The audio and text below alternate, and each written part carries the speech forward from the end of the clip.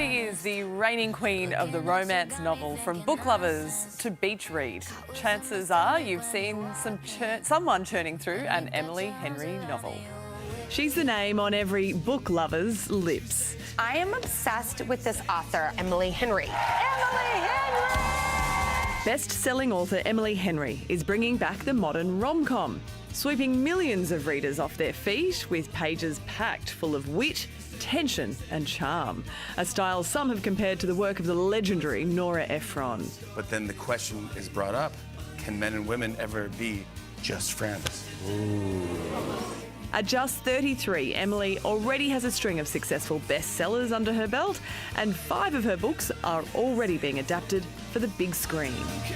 Don't wait, you should read them straight away. Now Emily is on to a romance novel. Number 6, a story of rival writers. It's called Great Big Beautiful Life. And Emily joins us now from Ohio for more. Emily, what a thrill to have you on the show. Welcome. Oh my gosh. Thank you so much. I'm so happy to be here. That intro is going to ruin me for life.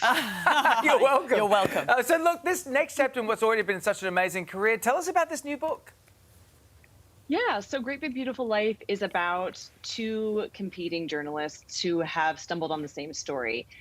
This vanished media heiress, Margaret Ives, has been located on this small island off the coast of Georgia.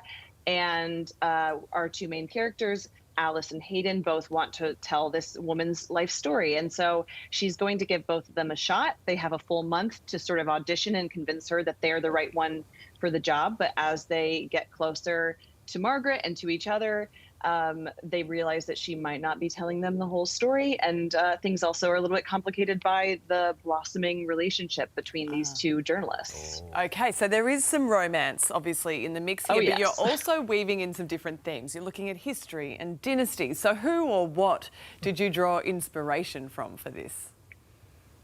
I mean, honestly, from all over. But like you said, it really is a book that's sort of about dynasty, or the concept of legacy, this idea that we are made up of so much more than just our stories. We come from a long line of other people's stories. And I find that really fascinating and kind of frustrating because we can't actually access so much of that information. But with these sort of larger than life storied dynastic families, we can actually watch and track the ripples through history of their decisions and how it affects the people who come after them. And so I was looking at, the British royals, and I was looking at the Kennedys, and I was looking at the Vanderbilts, and the big media families in the U.S., which are the Murdochs and the Hearsts. And those are just such interesting families who are so tied into history and then also into kind of pop culture.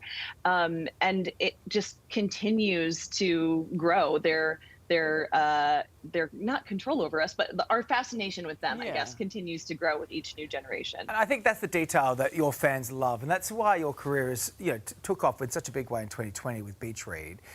Your fans, they have parties when your books get released. Why do you think this rom-com renaissance, which you're pioneering here, why do you think it's having such a big moment? I think there are a lot of reasons. The grimmest one is that the world can be really overwhelming. And I think we want to be able to reach for something that's sort of hopeful. And there's this sort of misconception about the romance genre that it is just pure wish fulfillment or escapism. And sure, that exists in, various forms throughout the genre. But I really think of it as a genre that's built on hope. It's a safe way to explore some of the heavier things that we deal with in life. And this book especially is not like all rainbows and sunshine, but it is about love and about the way that love can cover like a multitude of pains and griefs that we experience in life. Love is what I believe makes everything worth it in the end. And so I think people are reaching for that more than ever because we want to feel connected to each other, and we want to be reminded that even when things look dark and scary, there's a lot of beauty left in this world and in just connecting with each other. And there's comfort to be found in all of that too. For sure. All of your past books have been picked up for adaptations. So, Hollywood is calling. You've shared this snap from one of them. What is it like as an author to see your work transform for the screen? Oh my gosh. Well, first of all, I love that picture so much, and I love our cast for People You Meet on Vacation / You and Me on Vacation. That's Tom Bader, Emily Blythe, and our director, Brett Haley. And they all did such a fantastic job.